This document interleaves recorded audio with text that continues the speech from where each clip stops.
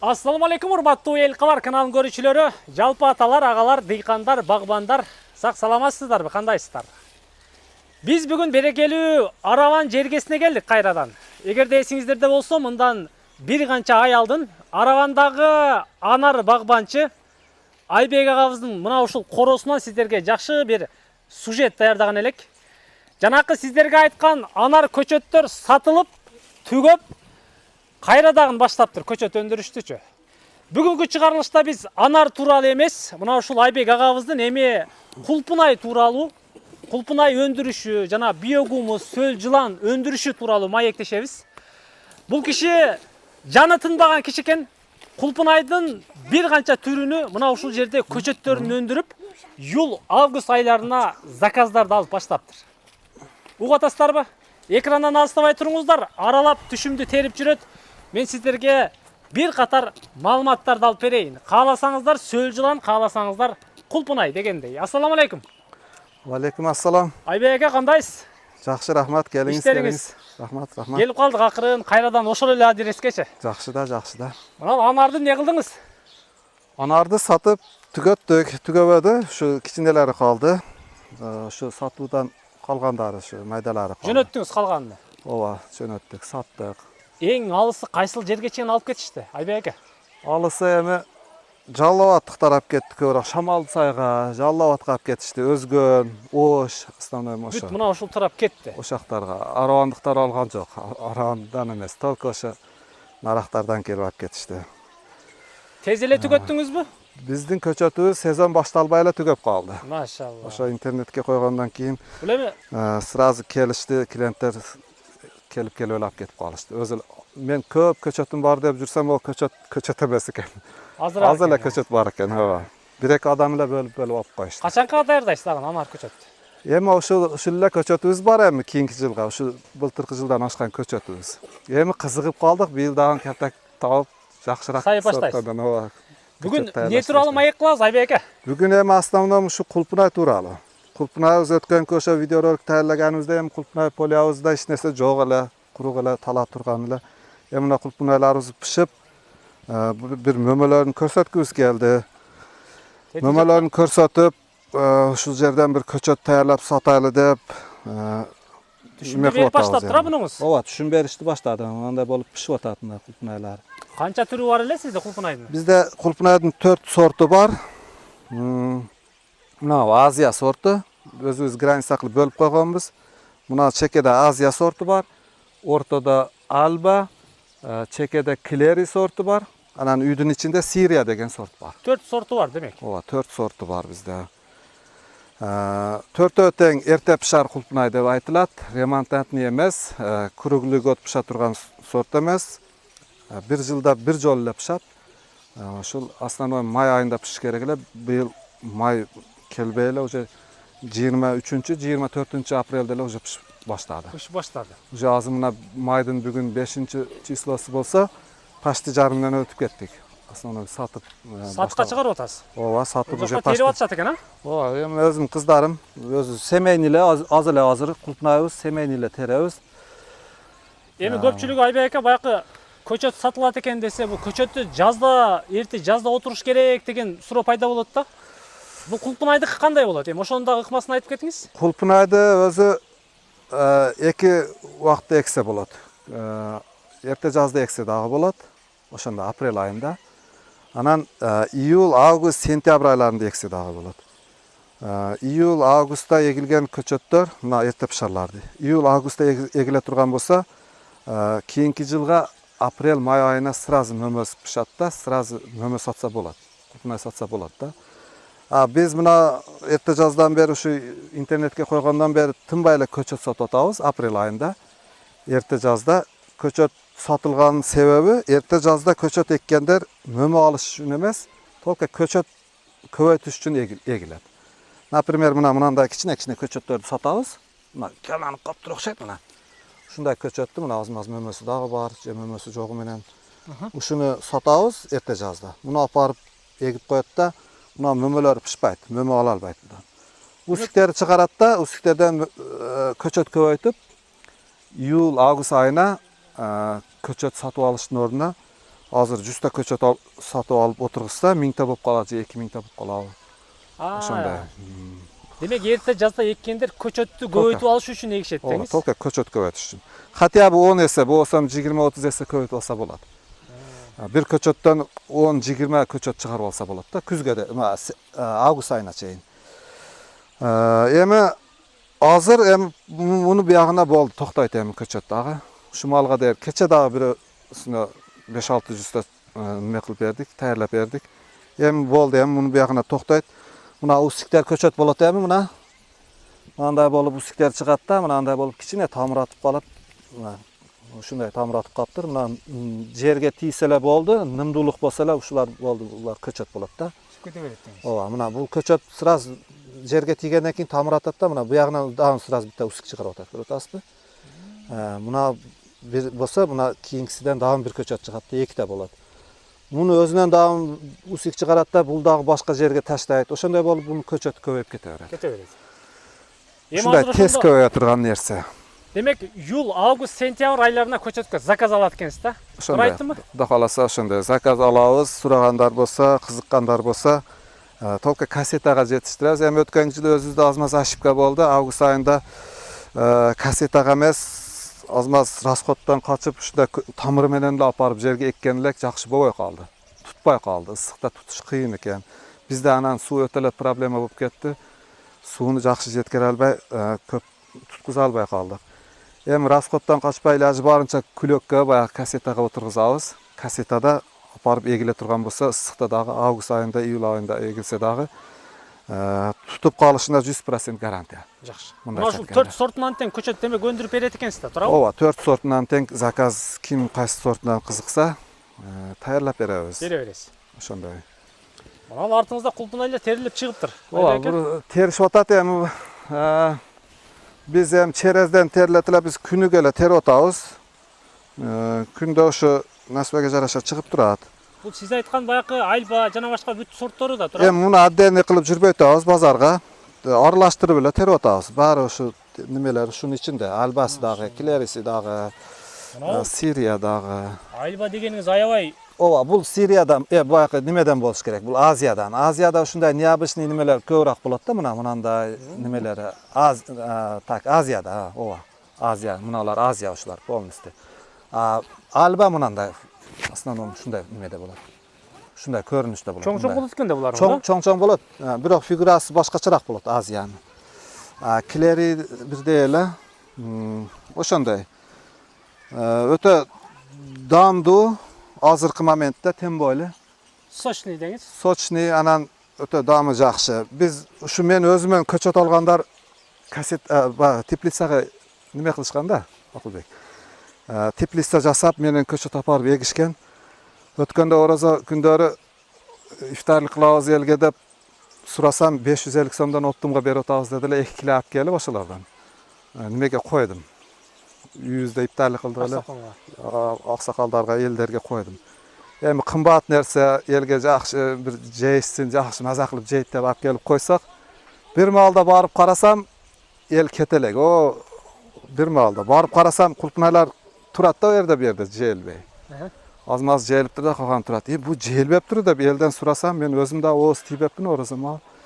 Surasam ya bunun jep boyut etken deydi. Açık sapsın bile. Dam yam jok deydi. Oşanda Teplitsanın nimesinde gün jebese damı jakşı boyut etken da. Açık asmanda bari jakşı ekende demek. Açık asmanda mınандай jerde azır jesеңiz sapsın bile oşo malda kulpuna menen azır nimesi öte. Men birdi jep tap gördüm baya bергениңизденчи, бирок Öte. чынында дамы башкачараак экен. Damı başkaçarak. Жөн kaç. Oşanda.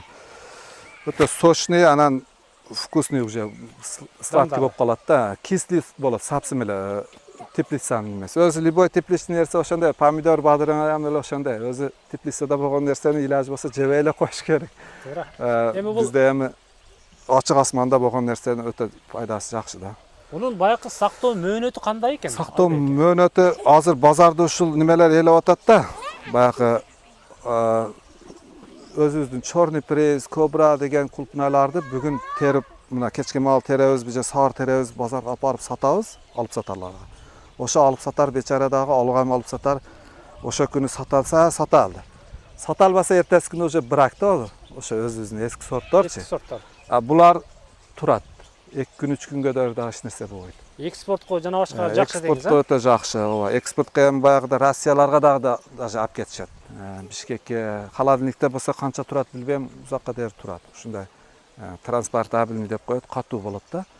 O'ta eksportga yaxshi. Kichkinakay yeringizdan ele ushuncha qulpunay chiqib o'tadi. Ova ham bu yerlar ozmaz uyda dag'i bor, Siriya sorti uyda, biroq Siriya ozmaz pozni bo'lgani uchun ozmaz kuchga kirelar bu yerdan, ozmazlar chiqib o'tadi. Основном Bozor basında sat o'tasiz. Bozor basında sat o'tasiz. Жаңы chiqqanda, birinchi chiqqanda 300 so'mga der satdik. 300 so'm. Endi bizning ochiqdag'ilar chiqqanda 300 so'mga tushib qoldi. Teplishning nimalar bo'lganda ham 700-800 ming so'mdan boshlandi. Biz 250 dan основной satdik. Endi buna kecha O'zbekistondan kelib sapsimilar ko'p olib kelib bosib qo'yib tur aravanga. Endi ozmas tushib, senalari sekin ham tushib o'tadi. Tushib boshladi. 200 so'mga tushib qoldi o'xshaydi. Qulpunaylar. Qulpunaylar. O'shanda buni mo'malarni bir ko'rsatib o'tsak, mana shunday bo'ladi. Qizlarim terib olibdi bu yerlarda ko'p terilgan hozir. Anan o'ta nima deb qo'yadi? O'ta sentner ko'p bo'ladi-da bu qulpunayning ichi mana. Bunday mo'malar, bunalar vaqti kelib pishadi mana. Bular sekin cho'ng'ayib o'tadi. Anan biz aslida buni jarimidan o'tib ketdik o'sha. 15 kunlik qoldi boshlaganimizga pishibchi. Buna mo'masi ko'p ekan bunada qarang. Bunalar o'zi ham 1-2 kunda pishadi-da, keyin bunalar pishib boshlaydi. Buni ko'rib o'tasizmi? Mana bo'lib bir tüpning o'zida. Mana bu yoqdagi mo'malar bor mana. Bu yoqda mana bu suvga tiyib qolganlar chirib qolyapti. Shu bunani chamalasangiz, shuni bir tüpning o'zidan hozir 500 gram, 600 gram jo'nala chiqadi desa bo'ladi-da. Qulpunay. Qulpunay. Nimaga deganda o'zingiz bunday ko'ringlar qancha shtuk bor bu yerda-chi. Mana qancha bir mo'masi bor-da. Mana o'shaning uchun yaxshi bo'la turgan bo'lsa, sentner o'ta yaxshi bo'ladi. Yaxshi qarov berib, qarasangiz. Qarov berib. Endi bizni buni ko'rib turib, buni bilganlar ko'rib turib, qulpunayning vaqti yaxshi emas deyish mumkin. Cho'p bosib yotadi. Agatlari bunda nima bo'lib ketgan. Biz bu yerda основной ko'chat yetishtirib o'tamiz. Mo'masini ham onchalik ko'ngil burgan chiqib o'tadi mo'masi nasbaga jarasha. Основном kuzunda da ko'chat satdik. Buna erta jazda da o'sha kecha da 600 ta biroga kavlab berdim. Основной ko'chat sotilib o'tadi. O'shaning uchun buni chavib tozalashga mumkinchiligi bor o'tadi cho'plarni. Cho'pni tozalaymiz desak, ko'chatlarda chavilib ketadi-da, bu kichkina ko'chatlarchi. Buna yemi tugab qoldi oralarida. Atak bunda polностью o'sha kichkina ko'chatlar borlar. O'shunday qilib sotib nima qilamiz. Aslında ko'chat bag'itida ishlatgan. Ko'chat bag'itida основной. Endi buni bu yog'ina dag'i bunalar o'sha ko'chatga aylanadi dag'i. Suvni tez qo'yib turamiz, buni ta'miratda o'sha sразу bu ko'chat. Yerga tegan yerdan. Avgust oyida shularni nimaga o'tirg'izib, kasetaga o'tirg'izib satamiz. Endi kasetaga o'tirib ko'chatni sotadi ekansiz, qulpunayni qilib. Qanchadan sotasiz? Endi ko'chatning senasini aytpaylar qo'ysaqmi, elga qarab sotamiz. Kerak bo'lsa eldan arzonroq ham beramiz, ko'proq olganlarga, o'z bunday bozorga qarab. Dehqonchiliklar deb. Dehqonchilik. Bozorga qarab sotamiz. Qo'shib beramiz. Tushib bermay deganda. Tushib bermay degani bor, boshqasi bor. Ham bultir 30 so'm sotilgan kasetada. Bu yil ham qanday bo'ladi bilmaymiz. Demak, zakazni berib qo'yish kerak. Zakaz berilsa, shuncha iyul, avgust, sentyabr oylarida tayyorlab berasiz. Iyul, avgust, sentyabr oy 3 oyning ichida, даже oktyabrda da egishadi teplitsalarga. Buni ochiq yerga ega turganlar bo'lsa, iyul, avgust qancha erta egilsa, o'shancha keyingi yilga sentner yaxshi bo'ladi. Iyul oyida egila turgan bo'lsa, aprelda har bir nima 300 gram, 400 gramdan например bera turgan bo'lsa, sentyabrda, oktyabrda egila turgan bo'lsa, ular 100 gram, 200 gram ile beradi-da. Va ertaroq egila turgan bo'lsa, ko'payib oladi. Keyingi yilga ham sentneri yaxshiroq bo'ladi. Ko'chatdan zakazni beraveringizlar, tug'anlar. Iyul, avgust, sentyabr oylarida ko'chatni zakaz berasizlar. Mana bu yerda sizlarga kasetaga tayyorlab beradigan. Bu огородda ko'chat bag'itida ishlatishadi ekan. Tushum bag'itida emas, ko'chat bag'itida. Zakazni bersangizlar, ko'chatni tayyorlab sizlarga bozor bahasidan andan jöndiroq qilib beramiz deydi Laybek akabizcha. Endi buni bayaq siz aytganday o'zingizning bayaq biogumusini pishirib otasizmi? O'sha temaga dag'i bir o'tsak, o'tganki videorolikda dag'i bizda o'sha bor narsalarni reklama qilganmiz. Aslida anar ko'chat, qulpunay ko'chat va biogumus so'zlarini reklama qilib o'tganmiz. So'zlarni boshlashimning sababi o'sha bo'lgan, o'sha qulpunay ega turgan bo'lsak, qulpunayni жаңы sortlardan ko'paytirib ega turgan bo'lsak, bu nimaga кулпунайга азот, мочавина, башка баягы ядохимикаттар, немелер бериш жакшы эмес да. Даже көпчүлүк ушу турушунда ham жейт да мунучу. Талада кеп калса ушу жуубай эле жейт, же болбосо жууганда дагы баягы химикаттар башкасы кетпейт да. Буга курт түштү, башка болду деген нерсе болбойт кулпунайга. Ядохимикат себилбейт. Минеральный азот мочавиналардын ордуна толку ошо биогумусту иштетели деп мен ошо биогумусту баштаганмын да сөз жыланды. Ошонун эсебинен биз сөз жылан жөнүндө анан биогумус жөнүндө айтып өтөлү. Анан мен муну сөз жылан баягы биогумусту түбүнө салып туруп, чабып, аралаштырып коюш керек да топураккачы. Ону чапсак баягы көчөттөр чабылып кетет деп кантип бериштин жолун билбей, анан интернеттен көрүп кызыгып неме кылдым. Жидкий биогумус деп коет экен, баягы шербет кылып бериш жолун таптым. Таппадым, ошо интернеттен үйрөндүм. Ошондой кылып шербет кылып берип атабыз. Азыр мына жака жидкий шербет кылып бергенсизби? Ооба. Ошон чөптөрү дагы өнүгүп кеткен. Көрөт атасызбы вообще. Кулпунайга дагы вообще пайдасы жакшы болду. Мына 200 литрlik бочкадан экөөнү даярдап алгам. Наркы дагы примерно 200 литр, мына да 200 литр. 100 литр сууга 20 кг 30 кг биогумус айтылган өзү. Мен де эми биогумус дыйканчылык үчүн 100 литр сууну куюп туруп, 100 литр сууга 100 кг биогумус салдым. 1 килограмм шакер салдым, кум шакер өзүндө жөнүндө. Анан баягы чоң немеден дрожь, чоңунан бир пачка дрожь салып, аралаштырып, өтө көп аралаштырылат да. Анан 2 сутка ошону коюп коюлат да, баягы бактериялар болот экен биогумустун ичинде. Ошо бактериялар эми булардын айтышы боюнча, интернетте айтышы боюнча 10 эсеге көбөйөт деп атат. 100 кг биогумус салынган жерге мен айтканда жидкий кылып даярлап бериле турган болсо 1 тонна биогумустун күчүн берет дешип атат да. Ошондой кылып биогумусту жидкий кылып даярлап алып туруп, мынага сууну ачабыз да, мына жерден челектен алып, мына жерден куюп турабыз. Шербет болуп, ушуну кайнап чыгып кетпей туруп токтотобуз да. Чтобы наракка агып кетип калбасын. Ушундай кылып агызып жидкий биогумус берип атабыз. Даамы дагы ширин болуп атат, ядохимикат аралашкан эмес, селитра, мочавина аралашкан эмес, күчүн берип атат. Ошондой кылып иштеп колдонуп атабыз биогумусту. Көчөт багытында пайдаланганыңыз үчүн жидкий кылып берип атасыз. Көчөт багытында эмес, основном мунун мөмөсүнө бердик азыр. Эми көчөтүндө дагы пайдасы тиет. Биогумус ушунун ичине кирип калса эле уже пайдасы тиет да. Основном мына көчөт баягы кулпунайлар уже гүлдөп баштагандан жидкий биогумусту бере баштадык. Мөмөсүнө таасиры. Мөмөсүн чоңойтты, мына чоң болду мөмөлөрү. Ширин, даамы дагы өтө даамдуу. Ошол немеде ошол максатта бердик эми. Бирок көчөткө дагы пайдасы тиет. Мына арыктардын ичи полный жидкий биогумус ужечи. Мына көрүнбөйт, чөп басып кеткен. Полностью деңиз. Бирок ошо шербет кылып агызганбыз, ушулардын ичи полный. Суу менен барат да, баягыдай тамырын жетип барат. Ошондой жол менен берип атабыз биогумусту. Мынандай кылып даярлап, мына бул өткөндө ашыкпагандан аз-маз бар экен. Мындай болот да, мындай болуп, канча ачып неме болсо ошончо жакшы экен да. Ушундай кою кылып туруп, даярлап туруп, Суу менен кошуп жөнөтөбүз. Сууну ачып туруп куя беребиз да, бул өзү сууга аралашып, Кете берет. сууну дагы кою кылып, капкара кылып неме кылып коет да. Бул биогумус деп калдыңыз эми, Айбек ака. Канча тонна сөөл жылан же биогумус бар сиздечи? Ушул нерсени издегендер болсо сразу чала берсин сизгечи. Канча тонна? Эми азыр мына өткөнкү видеороликте көрсөткөн жерибизди азыр бир көрсөтүп өтөбүз. Бир 10 тонна, 15 тонна чамаладык эле. Эми ошо сатылып бүтүп, бир 2-3 тонна калды. 10 тоннадай немени саттык биогумусту. Бул жерде жок эсептейли, наракта основном немени көрсөтөбүз. Эми азыр эсепте бир 10 КАМАЗ көңдү приблизительно 10 КАМАЗ көңгө салынган сөз жылан. Ошол жердеги биогумус даяр. 10 КАМАЗыңыз бир өлдү дегенде 30 тонна чыгар? Эми 3 тоннадан болгондо дагы 30 тонна чыгып калса керек. Сөөл жыланы менен. Сөөл жыланы менен ошонун ичинде. Эми пока азыр 5-10 күндүн ичинде алсак болот, уже даяр болуп калыптыр. Кантип ээлеп атасыз мунучу, Айбек ака? Eelегенде аз электи дагы көрсөтүп өтөбүз. Основной сөз жыландарды электе эмес, баягы кап салып, кап менен алып алабыз. Ошондо стресске түшпөйт. Баягы тукумдары дагы, личинкалары дагы полный капка чыгып алат да, башка жерге көчүрөбүз. Ушундай кылып көчүргөнмүн. Eelегенде основном мусор-пусурларды алып калыш үчүн эле ээлейбиз.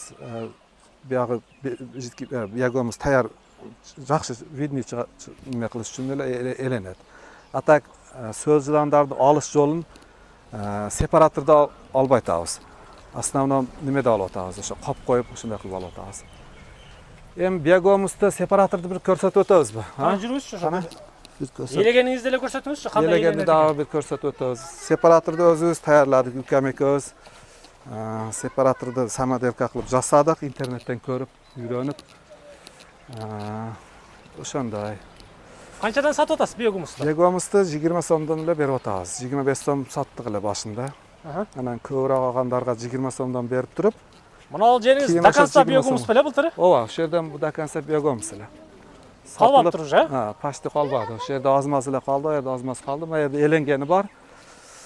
Муну дагы бир көрсөтүп өтөйлү. Ошо элеп-элеп клиенттер сураса берип атабыз. Так, азыр мен Так, туугандар, биогумус. Сиздерге бул нерсени да чагылдырган элек. Уже калбаптыр. Эми тетиги полядагыны алып сиздерге чагылдырып көрсөтөбүз. Азыр жерде аз эле калды, 1-2 тоннадай эле неме калды, биогумус калды. Основном чоң немесин аракта. Мына ушул биогумус, эленген биогумус ушундай болот мына. Мынча калган уруктары мындай болуп ысыкта өнүп чыгып калып атат. Нелерге алып кетти атем буну? Айбек эке. Основном теплицаларга алышып атат. Гүл менен теплица основном. Анан өзүбүздүн айылда бир 2-3 адам картошкага алышты. Бирөө 500 килограмм алды, дагы бирөө 400 килограмм алды. Ошондой кылып картошкага алышып атат. Же болсо кара эгиндерге, помидор, бадырың үйдө экилген. Анан көп окшардагылар көчөткө алышты. Көчөт баягыдай. Бак дарактын көчөттөрү. Адыр жерлерге көчөт эккендер биогумус аралаштырып эме кылышып атат. Сепараторду бир иштешин бир көрсөтүп өтөлү. Өзүңүз жасадыңызбы? Ооба, өзүбүз жасадык. Кадимки эле. Мына материалдарды сатып алып. Ооба, мына велосипедтин дискасы мына сатылат базарда. Профилде сатып алдык. Мына Киргизия кир машина, стиральный машинанын немеси, мотору. Редуктор, ремен. Ушу ток менен айланат. Мурун биз дагы баягы ручной менен элейт элек. Кийин клиент көбөйгөндөн кийин ушуну жасадык. Жакшы экен мынаңыз, а? Бир элейчи, Айбек. Кана бир кичине көрсөтүп өтөлү. Бисмиллахиррахманиррахим. Зуугу деле чыкпайт го мунуңуздун? Зуугу дагы ончо чыкпайт, а?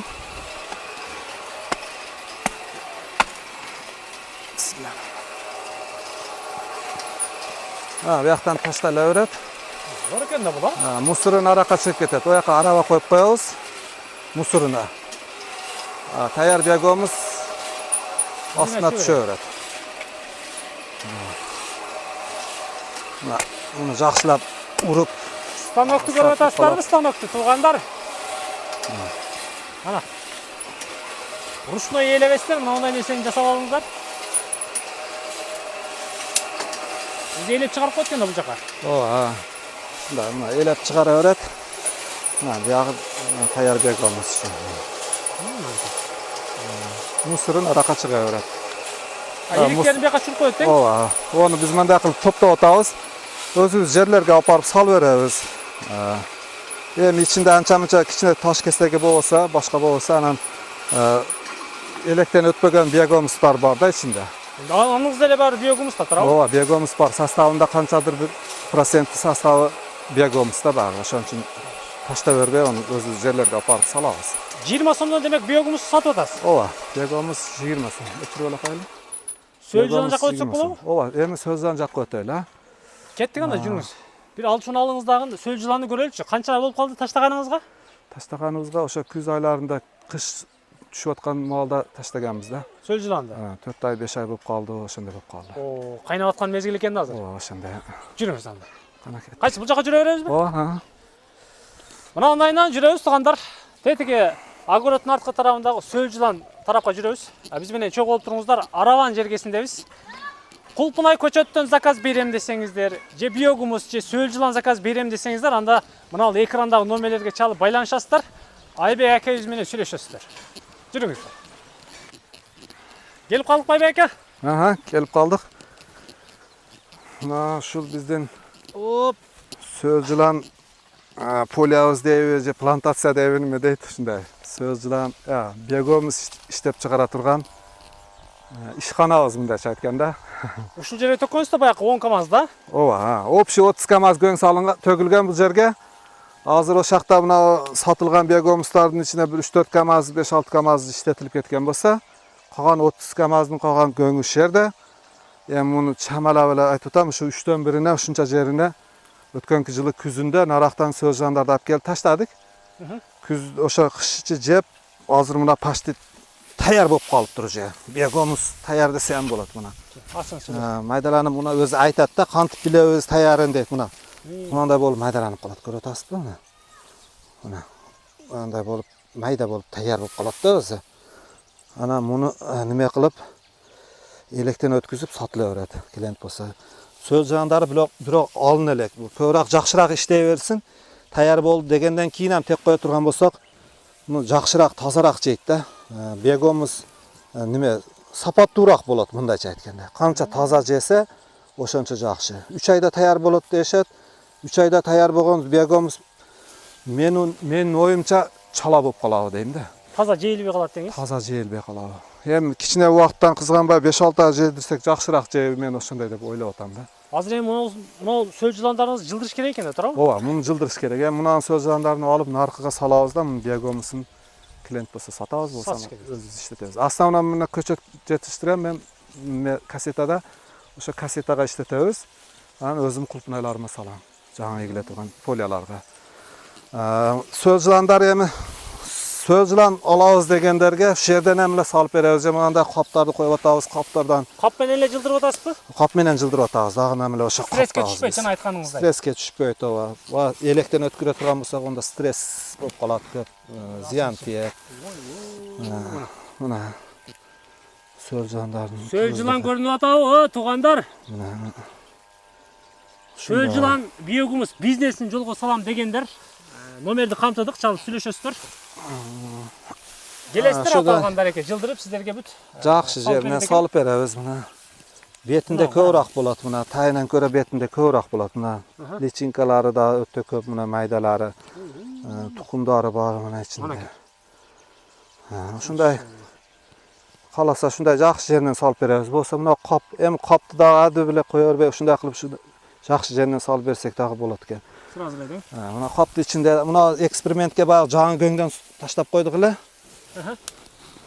Күзүндө. Бул эскирип кирип баштадыбы жокпу бир көрөлүчү. Ана кириптир булар. Мына ошо. Жаңы көңгө деле кирет экен да. Жаңы күзүндө таштаганбыз да. Күзүндөбү? Уже бул эскирип күзүндө кирген эмес. Кыш ичи дагы мен кабар алып карап турат элем, кирген эмес. Бул жакындан бери уже кириптир да муну ичинечи. Ушундай бир 5-6 ай тургандан кийин мына көрөт атасызбы? 5-6 ай тургандан кийин жакшы жейт да немени, көңдү. Мына сөз жылан. Свежий көңдү алып келип таштап койгонбуз да, ошо кирген эмес. Мунанысында кандай экен? Кабыгыңыздын сыртына эле билинип турат Айбек ака. Сөз жыландардын куйругу көрүнөт го. Ошондо. Мына кириптир буга дагы. Мына жегенче жептир. Мына ишкерлик, мына өндүрүш туугандар. Мелери көп мынада. Ар бир дыйкан кылып койсо уткузбаса керек Айбек ака. Кандай дедиңиз? Немесин айтасыз? Мен ошого көп неме кылып атам да, дыйкандаргачы. Сөз жылан сатып, биогомус сатып, бизнес кылам дебей, өзүм үйүндө бир 3-4 малы бар адамдар өтө көп да биздечи. Өткөндө дагы айтып өткөн, малы кою бар адамдар жөн эле 5-10 кило сөз жыланды алып, үйүндө кичине жерге мага окшоп чоң эмес. Кичине жерге таштап коюп турган болсо, бирер жылда түзүк эле биогомус таярлап алат да өзүнөчү. Өзүнө жетип ашап турган. Ана мунага окшогон багы бар адамдар бар. Мына кулпунайлар эгилип турат мына жерде, наракта баг турат. Ошончо эл ушундай нерселерди кылып, неме кылса болот да. Мына соседим ошол жерде көң алып келип таштап койгон экен. Немеси бар, кулпунай бар. Онун ичине дагы азмасы таштап койдук эле сөз жылан. Көңдү сабай айтат эми ошо биогомус таяр болгондон кийин салам деп. Бир-эки өзүбүзгө тууган уктарга бердик. Бирок көпчүлүккө бесплатный берем десең ham абайт да, кызыкпайт. Мээнетинен коркобу, мээнет эми эле ончо көп эмес бу да. Мал кой баксаң эле ошончо мээнет кыласың, дыйканчылыкка ошончо мээнет. Буга ондай постоянный кол кармай турган нерсе эмес. Только сууну себеп коюлат эле, башка мээнети жок болот. Ол тарабыңызга жылдыр эле экенсиз, а? Жок, мына ортодо жок. Onu аракка салып койгонбуз. Жакында 1 ай болду, эми көбөйүп атат о жерде. Ал жагыңыз. Ол жерде. Основном мына ортодогу заготовкабыз калды. Эми мына көңдөр түгөп калса, көң заготовка кылышыбыз керек. Дагы заготовка. Мен биринчи башында эле сразу 30 КАМАЗ көң заготовка кылып алып туруп, анан сразу иш Жайлаган баштадым. экенсиз ошону, а? Ошо жакшы болгон экен, мына иш кетип атат. Кетип атат, патрон. Азыр сөлжан жеп бүтүп калса, бегомуз таяр, көң таппай кала турган болсо, онда жакшы эмес да. Туура. Ошон үчүн заготовка болуш керек. Бул эми сөл жыланды качадан сатасыз? Бегумузду майлы 20 сомдон сатат экенсиз. Сөлжанды өткөндө дагы 150 сом дедик эле, ошо 150 сом эле турат. Бирок келгендерге көбүрөөк алса, ошодон ham кошуп берип атабыз, же түшүп берип атабыз. Дыйканчылык кылып барган сайын түшүп эле кетип атат сенасы. Берип атасыз. Сөл жыланды. Разы кылып жөнөтүп Разы атасыз. кылып берип атабыз. Бегомуз сенасы түшпөсө ham сөл жыланды сенасы сатсын түшүп кетти. 1000 сом биринчи 1-2-3 мурун 1000 сом болот эле. 1,5 жыл болду мен баштаганыма, мен оганда 500 сом эле, 500 сомдон алганмын. 300 сомго түштү, 200 сомго түштү, азыр 150 сом. Ошондой болуп атат.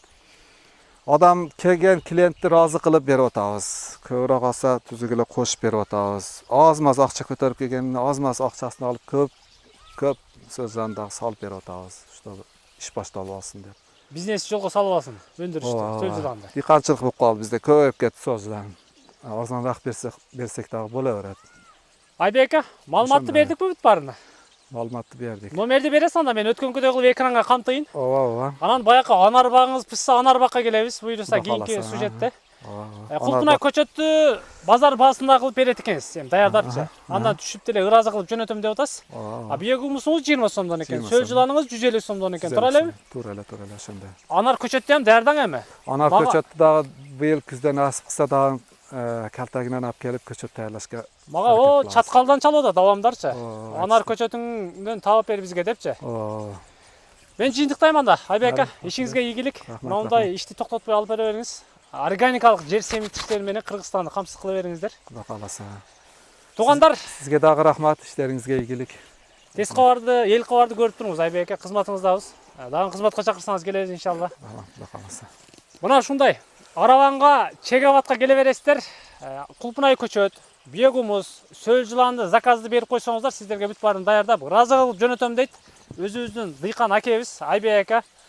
Номерди камтыдык, чалып сүйлөшүңүздөр. Буйруса бир канча айдан кийин мындай анар бакта жолугушабыз сиздер мененчи. Мына ушул Айбек акебиз мененчи.